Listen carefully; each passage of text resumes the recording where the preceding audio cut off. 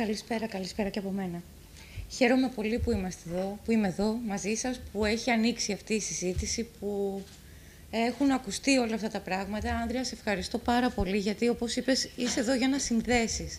Και είμαστε άνθρωποι εδώ που προφανώς τους νοιάζει να ακούσουν για κάτι άλλο, για μια άλλη πραγματικότητα. Και σήμερα βρίσκομαι εδώ, όχι με το ρόλο του συγγραφέα του εικονογράφου, αλλά της βασικής συνεργάτηδας του οργανισμού ΖΟΕΣ, θεωρώντας ιδιαίτερα σημαντική αυτή την εκδήλωση. Θα ήθελα όμως να ξεκινήσω με μια ερώτηση, που αν και δεν έχουμε το χρόνο να απαντήσουμε αυτή τη στιγμή, ίσως αργότερα στο διάλογο που θα ακολουθήσει απαντηθεί, αν σκεφτείτε για μια στιγμή από την παιδική σας ηλικία, τι ήταν αυτό που σας συνέδεσε ή σας αποσυνέδεσε από τα ζώα. Μπορεί να ήταν μια εμπειρία, ένα ανάγνωσμα, ένα στιγμιότυπο, μια ταινία, μια φωτογραφία, κάτι που είδατε, κάτι που σας είπαν. Και αυτό που θέλω να πω ότι είναι ίσως η απάντηση για οποιαδήποτε αλλαγή να βρίσκεται εκεί, σε εκείνη την πρώτη... Δημήτρη μου, σε αυτή την πρώτη παιδική ηλικία. Φέτος συμπληρώνω και μου το... Προχωράς λίγο. Και φέτος συμπληρώνω 20 χρόνια στο χώρο της παιδικής λογοτεχνίας και μέσα σε αυτό το διάστημα έχω έρθει σε επαφή με χιλιάδες παιδιά, με δεκάδες χιλιάδες παιδιά, μικρά παιδιά όμως. Μέσα από τα διαδραστικά εργαστήρια δημιουργίας στο ΦΚΕΦΗ που έχω δημιουργήσει, που είναι με οδηγό τη φαντασία και τη φιλαναγνωσία και την υλοποιώ με τους συνεργάτες μου στα σχολεία της Ελλάδας και του εξωτερικού, στα σχολεία της πρωτοβάθμιας εκπαίδευσης και του νηπιαγωγείου, γνωρίζω από πρώτο χέρι, το έχω δει, παιδιά να γίνονται οι πιο σπουδαίοι πρεσβευτές κάθε αλλαγής προς το καλύτερο και να τη μεταφέρουν στο σπίτι τους. Μέσα στο μυαλό μου έχω συνδέσει ότι αν υπάρχει μία ελπίδα αυτή η νοοτροπία του Νοέλ να αλλάξει, μπορεί να αλλάξει επειδή θα επενδύσουμε στα παιδιά και ίσως αυτά να φέρουν αυτή τη μεγάλη αλλαγή. Η αλήθεια είναι ότι ακόμα θυμάμαι τη λάμψη στα μάτια των παιδιών όταν ένας από τους 3 σκύλους της εκπαιδευτικής διαμεσολάβησης που έχει μαζί της η Κατερίνα Παπαποστόλου, που είναι η ιδρύτρια της ομάδας ΖΟΕΣ, τις ζωοφιλικές ενημερώσεις σχολείων. Είμαι σίγουρη ότι κάποιοι από εσάς την έχετε γνωρίσει ή έχετε ακούσει τη δουλειά που κάνουμε σε αυτόν τον οργανισμό. Είναι ακτιβίστρια, είναι εξαιρετική εκπαιδευτικός, ζωοθεραπεύτρια και αγαπημένη μου φίλη. Από την πρώτη στιγμή που συνεργαστήκαμε, μου ζητήθηκε να εικονογραφήσω το πρώτο της βιβλίο, που αποτελούσε την αυτοβιογραφία ενός σκύλου που βρέθηκε κακοποιημένος, μαχαιρωμένος και πυροβολημένος έξω από ένα σχολείο, με εκπαιδευτικούς που μετά από μια γιορτή πίναν τον καφέ τους και το ζώο αιμορραγούσε δίπλα τους. Αυτό το ζώο πια είναι το σύμβολο του οργανισμού, για το οποίο γράφτηκε το βιβλίο. Έχει πιστοποιηθεί σαν σκύλος εκπαιδευτικής διαμεσολάβησης. Έχει την άδεια να μπαίνει στα σχολεία πια. Στο δικό του σχολείο που είναι διευθύντρια στο Δημοτικό Νησίου, είναι σχεδόν καθημερινά εκεί μαζί με τους άλλους 2 σκύλους της. Έχει λύσει πολλές διαφωνίες ανάμεσα στα παιδιά.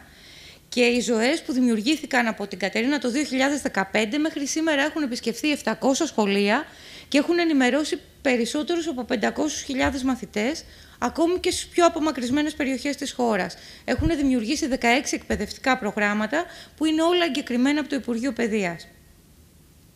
Λοιπόν, αυτό που ήθελα να πω πριν, βλέπετε μπροστά τον Άξελ. Αυτός είναι επίσης κακοποιημένος σκύλος, ο πιο μεγάλος από όλους, ένας αγαθός γίγαντας που τα παιδιά τον αγαπούν πολύ. Μία φορά σε ένα σχολείο, λοιπόν, που κάναμε παρουσίαση του βιβλίου της 3 τελίτσες, είχα ζητήσει από τα παιδιά να σκεφτούν και να κάνει ο καθένας μια ευχή που να τη βάλουν σε ένα μεγάλο ευχόδεντρο για το πώς ονειρεύονται το σχολείο τους. Ο Άξελ τότε μπήκε στη μέση του κύκλου και πάνω σε ένα ανοιχτό υφασμάτινο βιβλίο που είχα ανοίξει για να τους δείξω ότι τα βιβλία είναι κάτι πολύ περισσότερο από αντικείμενα. Είναι ιστορίες που μπορούν να ζωντανέψουν με αμέτρητους τρόπους μπροστά μας. Ο Άξελ πήγε πάνω σε αυτό το βιβλίο, ξάπλωσε, άρχισε να κουνάει την ουρά του και να στριφογυρίζει χαρούμενος. Και τότε ένα παιδάκι πετάχτηκε και είπε «Εύχομαι ένα σχολείο που παιδιά και ζώα θα είμαστε όλοι μαζί». Και ίσως εκείνη τη στιγμή έκανε μια δήλωση για συμπερίληψη, για πολλά περισσότερα από αυτό που εννοούσε. Έχοντας τη βαθιά πεποίθηση πως η επαφή των παιδιών με τα ζώα δεν είναι μόνο μια ευχάριστη εμπειρία, αλλά είναι και μια επένδυση για το μέλλον, είναι ένας από τους τρόπους για να διαμορφώσουμε υπεύθυνους πολίτες.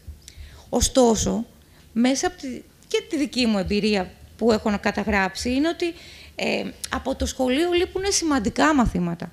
Λείπουν μαθήματα όπως η αγάπη, το είπατε και οι δύο πριν, και ο κύριος Μελετόπουλος και η κυρία Νανά, ότι η αγάπη, ο σεβασμός, αξιακό είναι το ζήτημα.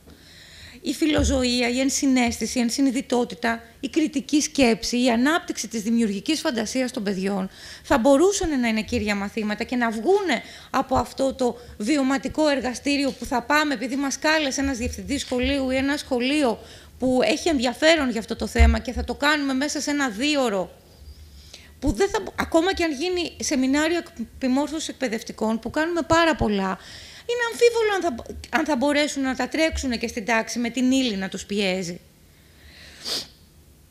Η φιλοζωία, μια που αυτό είναι και το κομμάτι το οποίο ήρθα να σας πω, μπορεί να ενσωματωθεί πολύ εύκολα με πάρα πολλά μαθήματα. Με τα μαθηματικά, με τη γλώσσα, με τη γεωγραφία, με τις τέχνες. Έχουμε έτοιμες προτάσεις. Και μπορούμε να δημιουργήσουμε και αμέτρητες άλλες για το πώς μπορούν να ενταχθούν όλα αυτά μέσα στη σχολική ύλη. Και αυτό με τη βεβαιότητα, σας ξαναλέω, πως η αλλαγή της νοοτροπίας των παιδιών ίσως να οδηγήσει και σε μια ευρύτερη κοινωνική αλλαγή, που προωθεί ίσως και την υπεύθυνη κηδαιμονία και τη συμπερίληψη. Είχα σε μια διαφάνεια ένα βιβλίο που φτιάξαμε με τα παιδιά σε ένα σχολείο στη Γλυφάδα, το 13ο Γλυφάδας, που είναι ένα σχολείο που για χάρη των δασκάλων έχουν μαζέψει αδέσποτα ζωάκια, τα φροντίζουν τα παιδιά εκ περιτροπής και φτιάξαμε μαζί ένα βιβλίο όπου τα παιδιά βρήκανε τα ίδια λύσεις για να μιλήσουν στους μεγάλους για τη σχέση ανθρώπων και ζώων. Αυτή την εβδομάδα με μεγάλη χαρά έχουμε να πούμε ότι ξεκινήσαμε στο πλαίσιο του προγράμματος Σημεία Στήριξης από το Ίδρυμα Μποδοσάκη, χρηματοδοτούμενο από το Ίδρυμα Καπετάν Βασίλη και Κάρμεν Κωνσταντακόπουλου, προγράμματα θεραπευτικής παρέμβασης σε δομές φιλοξενίας προσφύγων σε συνεργασία με την Άρσης. Θέλοντας να ενώσουμε ανθρώπους και ζώα, ασυνόδευτα παιδιά με σκύλους που είναι και αυτοί ακηδεμόνευτοι, είναι και αυτοί μόνοι τους. Η αρχή μας έγινε πέρσι με το πρόγραμμα Erasmus Pau και ένα εγχειρίδιο που γράψαμε από κοινού για την ευζοία των ζώων, κάτι που μας έδωσε την ευκαιρία να ανοίξουμε τα φτερά μας και τα όνειρά μας να τα απλώσουμε σε 5 χώρες της Ευρώπης. Και αυτό το διάστημα σχεδιάζουμε να υλοποιήσουμε και κάτι αντίστοιχο και για τα ελληνικά σχολεία. Γιατί ο σεβασμός και η αγάπη πρέπει και μπορούν να διδάσκονται. Αλλιώς δεν μπορεί να αλλάξει η νοοτροπία του νεοέλληνα, που πρέπει να ξεμάθει όσα κακώς έχει μάθει. Τώρα, αν θα τα καταφέρουμε, δεν το ξέρω. Αλλά μέσα στην ψυχή μας έχουμε αυτό το ρομαντισμό ότι πραγματικά μπορούμε και να το πετύχουμε.